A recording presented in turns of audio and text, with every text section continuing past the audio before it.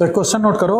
Question है कि मान लो कि मेरे पास एक शेल्फ है, उसमें 6 मैथ्स के बुक हैं, 6 मैथ्स बुक हैं, ये डिफरेंट है। ओके, 5 फिजिक्स की हैं, 5 बुक्स फिजिक्स की हैं, ये भी डिफरेंट है। ओके, और 4 केमिस्ट्री की हैं, 4 केमिस्ट्री की बुक्स हैं और ये भी डिफरेंट बुक्स हैं। क्लियर है? अब आपसे क्वेश्चन पूछ सकता है, पहला question, first part, at least 1 book selection के लिए, एटलीस्ट 1 बुक, बोलो भाई, एटलीस्ट 1 बुक क्या होगा? 2 to the power 2 to the power, अरे टोटल क्या है, कितनी बुक हैं? 15 है, और उसमें से कम एक बुक सेलेक्ट होनी है, तो 2 टू द पावर 15 माइनस 1। नहीं समझ में आया? तो दिस इज एटलीस्ट एक बुक सेलेक्ट हो जाएगी। वो ये नहीं कह रहा कौन सी करनी है, उसने कहा एटलीस्ट एक बुक सेलेक्ट होनी है, तो this is 2 to the power 15 minus 1। Second case, उसने कहा at least 1 book of each subject, हर सब्जेक्ट की कम से कम एक बुक, तो 2 टू द पावर, अब देखो मैथ्स वाले के लिए कम एक क्या होगी, 2 to the power 6 minus 1, physics वाले के लिए 2 to the power 5 minus 1, chemistry वाले के लिए 2 टू द पावर 4 माइनस 1। तो this is at least 1 book of each subject. नहीं समझ में आया? समझ में आया? अब मान लो तुमसे कहता है एटलीस्ट, अभी कार्तिकेय ने कहा था, तो एटलीस्ट 2 बुक्स, कम से कम 2 बुक्स सेलेक्ट करी जाए, तो 2 बुक्स क्या होंगे? हमने क्या कहा था, अगर एटलीस्ट 1 होता है तो 2 to the power n minus 1, at least 2 में क्या हो जाता था, 2 to the power n minus 1 minus n, क्योंकि तुम nc2 से स्टार्ट करते थे, यस और नो? तो इसमें एटलीस्ट 2 बुक्स में क्या हो जाएगा, 2 to the power 15 minus 1 minus 15। मेरी बात समझ में आ रही है? तो this is at least 2 books have been selected. Clear? अब मान लो कह देता at least 2 books of each subject, तो क्या होता, 2 to the power 6 minus 1 minus 6, 2 to the power 5 minus 1 minus 5, 2 to the power 4 minus 1 minus 4। Is that okay? तो हमारा at least 2 books of each subject. अब इसी में मान लो कह देता कि एटलीस्ट 2 बुक्स मैथ्स की होंगी, at least 1 book physics, at least 1 book chemistry, total possible selection. तो फिजिक्स के लिए, मैथ्स के लिए ये हो जाता, फिजिक्स के लिए ये, और केमिस्ट्री के लिए ये हो जाती एटलीस्ट 1। जो कंडीशन जैसी लगाता जाएगा आप वो करते जाइए और सॉल्व कर लीजिए। नहीं समझ में आया? Is that clear? है ना? अच्छा क्वेश्चन था, तो क्लियर हो गया ये बात? अच्छा, एक और क्वेश्चन लिख लो। अब मान लो फिर से मेरे पास 6 मैथ्स की बुक हैं, लेकिन अब ये आइडेंटिकल है। अब ये क्या है? आइडेंटिकल है।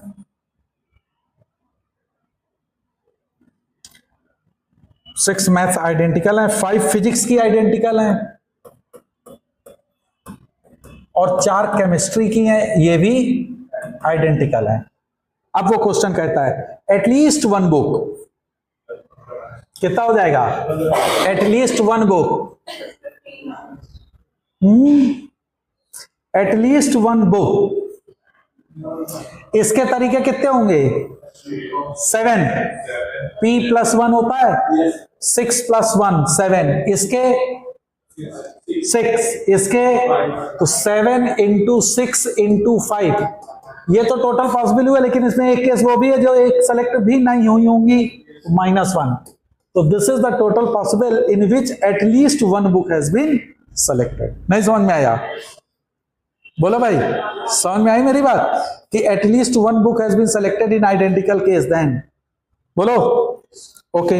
At least 1 book of each subject, अब फिर कह रहा है at least 1 book of each subject, at least 1 of each subject, हर सब्जेक्ट की एक हो, क्या क्या होगा? 6 इंटू 5 इंटू 4, बोलो भाई 6 into 5 into 4, this is the at least one book of each subject. Clear है? अब वो फिर कह रहा है एटलीस्ट 2 बुक्स, एटलीस्ट 2 बुक्स,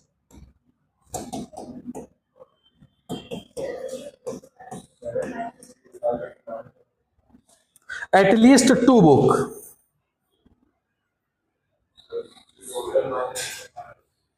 अब देखो 7 इंटू 6 इंटू 5, ये तो हो गया तुम्हारे टोटल पॉसिबल। इसमें तुमने करा माइनस एटलीस्ट 1। अब यहां तक तो तुम्हारा आ गया एटलीस्ट 1। अब तुम्हारे पास एक बुक और सेलेक्ट करनी है, और ऑप्शन कितने हैं? 3। तो 3 में से एक को सेलेक्ट करने के कितने तरीके होंगे? 3C1, तो -3। तो this is the total cost at least 2 books, है ना? तो ये 3C1 लिख लेना यहां पे कि ये 3 मैंने क्यों यूज किया था। Is that okay? बोलो। अब मैं कह दूं at least 2 books of each subject, exactly. तो अब फिर लिखो at least 2 books of each subject. तो इस सब्जेक्ट में 2 में कितने हो जाएंगे? 6 थे तो वो 5 हो जाएंगे। 5 इंटू 4 इंटू 3। नहीं समझ में आया? तो दिस इज, है ना? अब इसी तरह से नेक्स्ट टाइम मैं होमवर्क दे रहा हूं आपको, आप इसको ट्राई करेंगे। क्वेश्चन लिख लो। क्वेश्चन है 6 मैथ्स की बुक है, लेकिन ये डिफरेंट है। ये क्या है? डिफरेंट। 5 फिजिक्स की हैं, ये आइडेंटिकल है। And you have 4 chemistry, again ये भी आइडेंटिकल है, और सारे प्रोसेस वही हैं।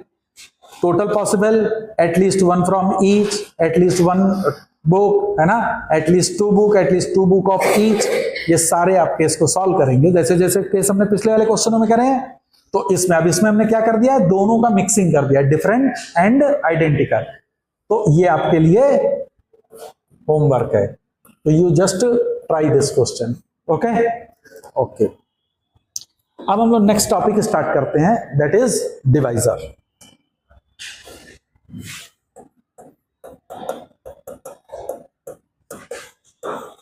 डिवाइजर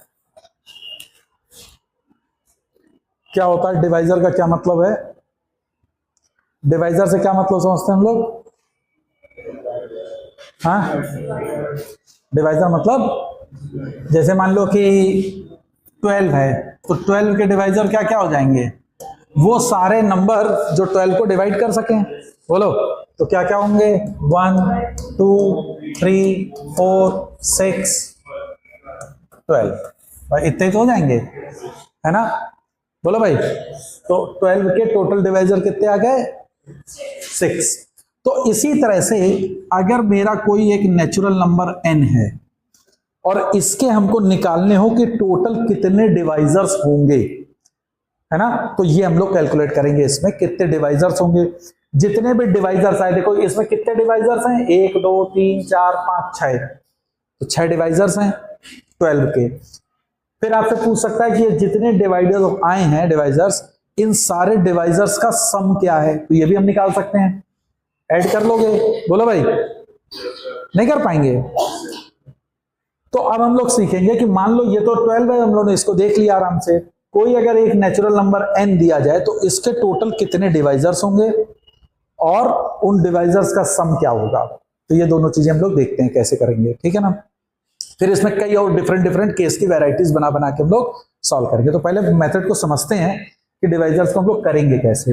देखो, ये हमको मालूम है कि मैथमेटिक्स का बेसिक फंडामेंटल प्रिंसिपल है कि कोई भी नेचुरल नंबर को हम प्राइम फैक्टर्स के फॉर्म में मल्टीप्लाई में लिख सकते हैं, है ना? उसकी पावर्स में। जैसे this can be written as p1 की पावर अल्फा 1, p2 की पावर अल्फा 2, p3 की power alpha 3 up to pk की पावर अल्फा के, यस और नो। जहां पे p1 p2 p3 pk क्या है, प्राइम नंबर्स हैं। Alpha 1 alpha 2 alpha 3 alpha k क्या है, ये उनके इंडेक्स हैं, है ना। ये पॉजिटिव नंबर्स होंगे, है ना, नॉन निगेटिव नंबर्स होंगे, जीरो भी आ सकता है।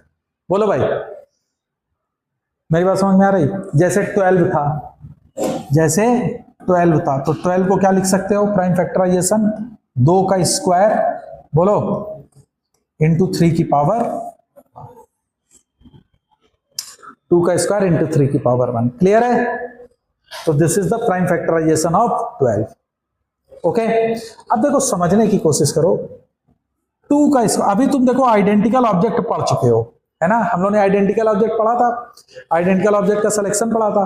यहां पे 2 का स्क्वायर, 2 को एक ऑब्जेक्ट की तरह अगर तुम कंसीडर करो तो 2 की तुम मैक्सिमम कितने ले सकते हो, 2, है ना। 2 अगर मेरा कोई ऑब्जेक्ट है ना, मेरी बात समझ में आ रही है। अगर 2 ऑब्जेक्ट है तो अब देखो उसमें तुम क्या कर सकते हो। ये कह रहा है 2 के 2 ऑब्जेक्ट हैं, यानी कि एक 2 यहां लिखा हुआ है और एक 2 ये लिखा हुआ है, तो इसके पॉसिबल सिलेक्शन कितने बन सकते हैं, 3। जब P अगर आइडेंटिकल होता है तो P प्लस 1 पॉसिबल सिलेक्शन होते थे। इसको अभी एक तुम ऑब्जेक्ट की तरह ट्रीट करो, ये मत समझो कि 2 और 2 4 सर ने लिख दिया। It is just like an object, 2 is an object. तो कितने, या तो हम एक 2 उठा लेंगे तो एक तरीका होगा, हम दोनों 2 उठा लेंगे एक तरीका होगा, हम एक भी 2 नहीं उठाएंगे वो भी एक तरीका होगा, यस और नो। तो टोटल पॉसिबिलिटीज कितनी होंगी, 3। इसी तरह से 3 की पावर 1, यानी कि 3 एक सिंगल ऑब्जेक्ट है, उसको लेने के क्या क्या तरीके हो सकते हैं, या तो मैं उसको उठाऊं ना, और या मैं उसको ले लूं। इज दैट क्लियर, ये चीज समझ में आ रही। तो इसका मतलब है कि मैं इसको सर थोड़ा सा एलेबोरेट लिख कर रहा हूं। 2 को मैंने नहीं लिया, दैट इज 2 0, है ना। ये क्या रिप्रेजेंट कर रहा है कि मैंने 2 को नहीं लिया। 2 की पावर 1 ये क्या रिप्रेजेंट कर रहा है, 2 को एक बार उठा लिया। एंड 2 का स्क्वायर दिस गिव्स यू 2 को 2 बार उठा लिया। क्लियर है। 3 की पावर 1 इसको क्या करा, इज दैट पॉसिबल, बोलो। 12 को मैं ऐसे भी तो लिख सकता हूं, ये जो है इसको एलेबोरेट कर दिया मैंने कि ये चीज ऐसे हो सकती है, ये पॉसिबल सिलेक्शन की आपको चीजें दिखा रहा है ना, बोलो। अब देखो इनका और इनका कोई भी तुम मल्टीप्लाई करते होगा तो तुमको ये डिवाइजर्स मिलते चले जाएंगे। 2 की पावर 0 3 की पावर 0 मल्टीप्लाई करेगा 1 देगा, 3 की पावर 0 2 की पावर 1 से मल्टीप्लाई करेगा 2 देगा, 3 की पावर 0 2 का स्क्वायर से मल्टीप्लाई करेगा 4 देगा, 3 की पावर 1 3 की पावर 2 की पावर 0 से मल्टीप्लाई करेगा 3 देगा, बोलो। 3 की पावर 1 2 की पावर 1 से मल्टीप्लाई करेगा 6 देगा, और 3 की पावर 1 अगर 2 का स्क्वायर से मल्टीप्लाई करेगा तो 12 दे देगा। तो तुम्हारे सारे डिवाइजर इसमें लिखे हुए हैं, बोलो। मेरी बात समझ में आ रही है कि all the divisors 12 has been written over here, ठीक। तो 2 के टोटल तरीके कितने थे, 3 के कितने हैं, 2, तो 3 इंटू 2 6 डिवाइजर टोटल कितने हैं, तो टोटल नंबर ऑफ डिवाइजर्स कितने आएंगे, दिस मल्टीप्लाइड बाय दिस। नहीं समझ में आया, ओके। तो अगर मान लो, ये चीज समझ में आई कि नहीं समझ में आई। तो अगर मान लो कि कोई नंबर n मेरा लिखा हुआ है, p1 की पावर अल्फा 1, p2 की पावर अल्फा 2, ऐसे करके pk की पावर अल्फा k, तो टोटल नंबर ऑफ डिवाइजर्स, तो इसको ऐसे लिखने से बेटर है कि मैं कहूं, अब p1 की पावर अल्फा 1 इसको कैसे लिखोगे, P1 0, P1 1 से चलेगा और कहां तक जाएगा, P1 की पावर अल्फा 1 तक, यस और नो, है ना। जब P1 को मैंने नहीं लिया, जब P1 को एक बार लिया, P1 को 2 बार लिया, और ऐसे P1 को कितनी बार ले सकते हैं, अल्फा 1 टाइम्स, बोलो। क्या ये समझ में आया। अब P2 के लिए जल्दी से बताओ क्या करोगे। जब P2 को नहीं लिया, P2 को एक बार लिया, P2 को 2 बार लिया, और इसी तरह से P2 को अल्फा 2 टाइम्स लिया, ऐसे ही चलेगा। जब pk को नहीं लिया, pk को एक बार लिया, pk को 2 बार लिया, और pk को अल्फा के टाइम्स ले लिया ये। अब इनके आपस में जो मल्टीप्लाई होते जाएंगे वो सब टोटल नंबर ऑफ डिवाइजर्स देते जाएंगे। तो अब देखो टोटल नंबर ऑफ डिवाइजर्स अगर लिखना है तो ये कितने हैं, अल्फा 1 प्लस 1, नहीं बोलो, तो अल्फा 1 प्लस 1 ये कितने हैं, अल्फा 2 प्लस 1 ये कितने हैं। तो बस तो ये होते हैं total number of divisors. Is that clear? नहीं समझ में आया? समझ में आ गई मेरी बात? बोलो। तो बाय दिस एनी नंबर अगर हम इसको इस फॉर्म में रिप्रेजेंट करते हैं प्राइम फैक्टराइजेशन के फॉर्म में किसी भी नेचुरल नंबर को, तो उसके टोटल नंबर ऑफ डिवाइजर्स हम आराम से बता सकते हैं। Is that okay? अब बात आती है सेकंड कि भैया इनका सम क्या होगा। तो सम ऑफ डिवाइजर्स लिख लो, सम ऑफ डिवाइजर्स।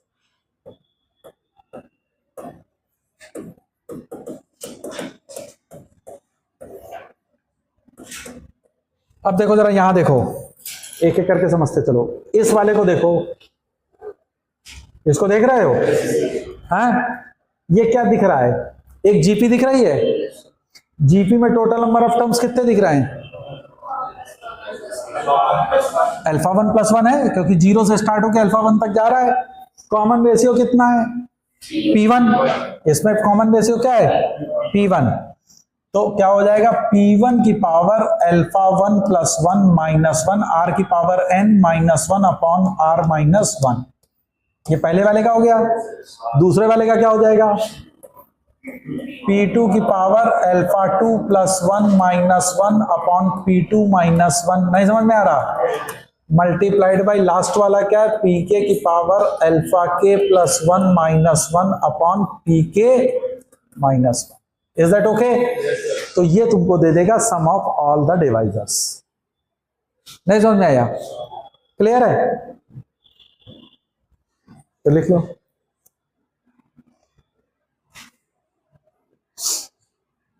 ठीक, तो हमको टोटल पॉसिबल डिवाइजर्स हम बता सकते हैं, सम ऑफ डिवाइजर्स बता सकते हैं, है ना। अब अच्छा आता है प्रॉपर डिवाइजर। तो प्रॉपर डिवाइजर का क्या मतलब होगा, प्रॉपर डिवाइजर में वन और वो नंबर इटसेल्फ इंक्लूड नहीं होंगे। ठीक है, तो आप हटा देना। अगर वो पूछता है कि किसी एक के प्रॉपर डिवाइजर्स कितने हैं, तो जितना तुमने डिवाइजर्स निकालोगे उसमें से सबट्रैक्ट कर दोगे, तो you will get the proper divisor. Sum of proper divisor, total में से वो दो के सम को घटा दोगे तो you will get the sum of proper divisor. Clear है? अब मान लो क्वेश्चन हम तुमको देते हैं 36 है, वो तुमसे कहता है 36 के टोटल डिवाइजर्स बताओ। तो 36 नंबर है, तो सबसे पहले इसको क्या करोगे, प्राइम फैक्टराइजेशन करेंगे। तो 36 का प्राइम फैक्टराइजेशन क्या होगा, 9 इंटू 4। बोलो भाई, तो 2 का स्क्वायर इंटू 3 का, ओके। तो टोटल नंबर ऑफ डिवाइजर्स, इसको आगे से मैं स्मॉल n से रिप्रेजेंट करूंगा, small n। Total number of divisors तो कितने हो जाएंगे, 3 इंटू 3 दैट इज 9। समझ में आ गया होगा मैंने क्या किया, 2 plus 1 into 2 plus 1 into 2 plus 1, है ना। बोलो, इसको तुम चाहो तो इसको इलेबोरेट फॉर्म में कैसे लिखोगे, 2 की पावर 0, 2 की पावर 1, 2 का स्क्वायर इंटू 3, 0, 3, 1, 3 स्क्वायर। तो 3 और 3 9, है ना। सम ऑफ डिवाइजर एस से रिप्रेजेंट कर लो। तो सम ऑफ ऑल द डिवाइजर्स तो क्या हो जाएंगे, यहां तो तुम आराम से देख सकते हो, 4 2 6 और 1 7, तो 7 इंटू 9 3 12 और 1 13, 91। 13 इंटू 7 इज 91 ना, निकल जाएगा। बोलो,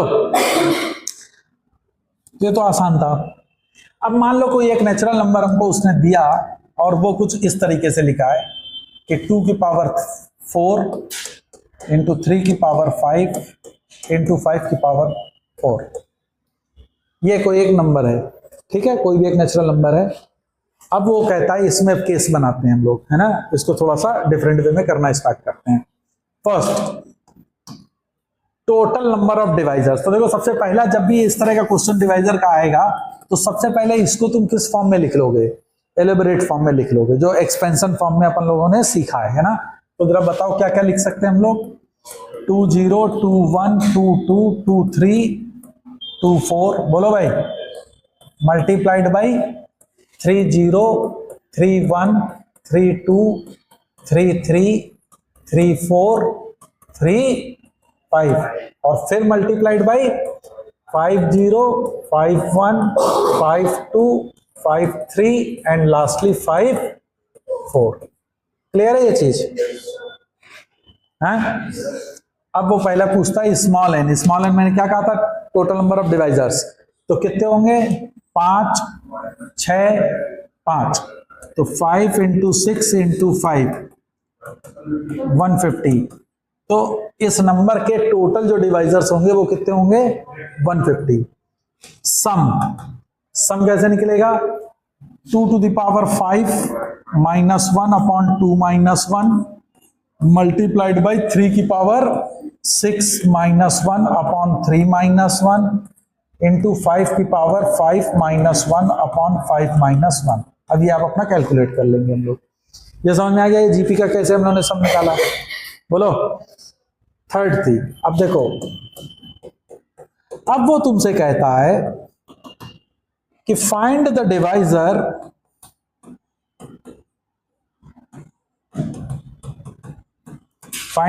नंबर्स में।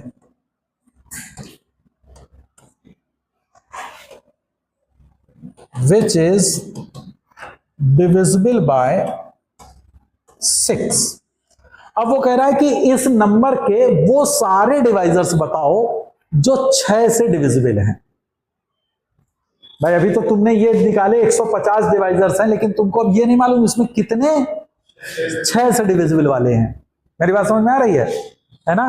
तो तुमसे अब उसने क्वेश्चन कहा कि find the number of the all the divisors which is divisible by 6। अब देखो 6 से डिविजिबिलिटी के लिए उस नंबर को 2 से एंड 3 से डिविजिबल होना पड़ेगा। बोलो। इसका मतलब है उन डिवाइजर में 1 2 जरूर होगा और 1 3 जरूर होगा, हाँ या ना? इसका मतलब वो एक्सपेंशन कहां से स्टार्ट करेगा? 2 की पावर 1 से। बोलो। 3 वाला कहां से करेगा? 3 की पावर 1 से। क्लियर है मेरी बात? तो 2 की पावर 1 से अगर तुम स्टार्ट करोगे तो वो इतने कितने केसेस हैं उसके पास? 5 1 2 4 सॉरी 1 2 3 4, तो 4 इंटू 3 वाला यहां से करेगा तो कितने हैं? 5 है ना? 5। और इसको तो कोई फर्क पड़ नहीं रहा है, यह कह रहा हमें कोई मतलब नहीं है, हमको तुम 1 लो या 5 पकड़ लो, कोई दिक्कत नहीं। तो इसके कितने हैं? 5। तो कितने हैं? 100। तो 100 ऐसे डिवाइजर्स हैं उन 150 में जो 6 से डिविजिबल थे। नहीं समझ में आया? बोलो। तो ये समझ में आया कि हम कैसे करेंगे? मान लो इसी में वो तुमसे कहता कितने ऐसे डिवाइजर्स हैं जो परफेक्ट स्क्वायर हैं। मेरी बात समझ में आ रही? अभी वो इसी में तुमसे ये भी पूछ सकता था कि जो 100 से जितने डिवाइजिबल हैं डिवाइजर्स, उनके सम बताओ, उनके सम। तो फिर वो यहां से स्टार्ट होता, ये वाली जीपी मिलती, यहां से चालू होता, ये वाली जीपी मिलती, और ये वाली जीपी तो तुम ऑलरेडी यहां कैलकुलेटेड करो। तो this into this into this. Next. समझ में आया मेरी बात मैं क्या कह रहा हूं? क्लियर? अब वो तुमसे क्वेश्चन कह रहा कि find the divisors which are perfect squares. वो सारे डिवाइजर्स बताओ जो परफेक्ट स्क्वायर होंगे। तो अब देखो परफेक्ट स्क्वायर अगर होगा तो वो पावर जो होगी वो इवन पावर चल रहा होगी, तभी वो परफेक्ट स्क्वायर देगा। तो तुम इसमें कौन कौन से सेलेक्ट करोगे?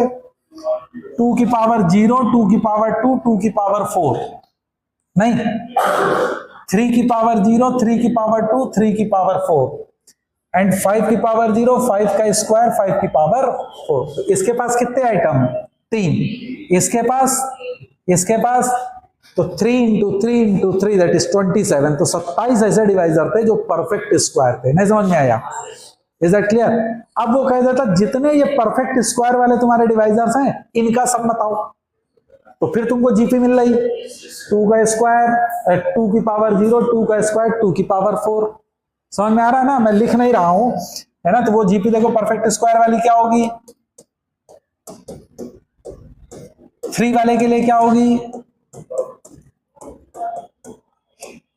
यही थी ना, और 5 वाले के लिए, तो इस जीपी का सम आराम से निकाल सकते हैं। क्या है इसका सम बताओ जल्दी से,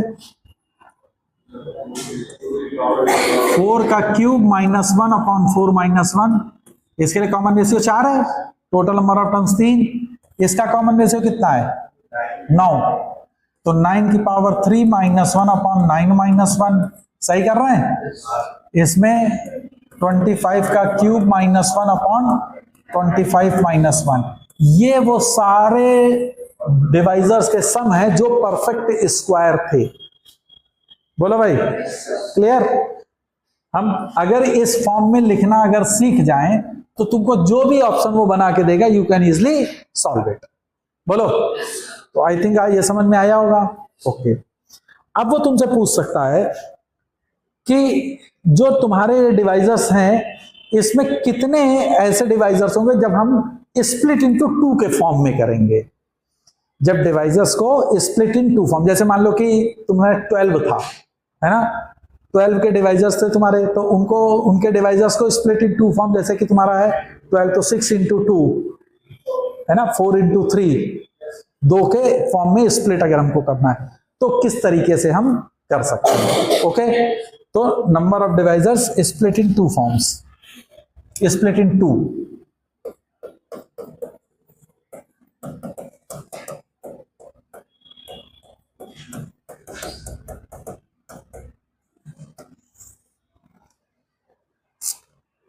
ठीक है, तो अब इसमें देखो 2 पॉसिबिलिटी बनेंगी।